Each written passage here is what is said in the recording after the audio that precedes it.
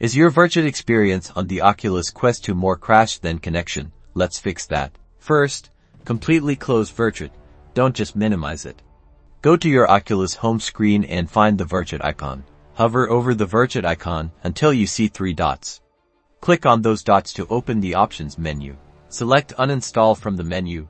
Don't worry, your avatar and progress are tied to your VRChat account, not the app itself. Once uninstalled, head back to the Oculus Store and search for VRChat.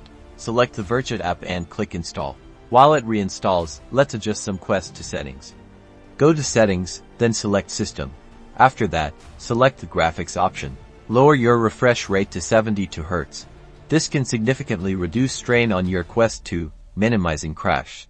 Also, check if your tracking frequency is set to 50 Hz. Finally, after VRChat is reinstalled and the settings adjusted, restart your Oculus Quest 2. This ensures all changes take effect.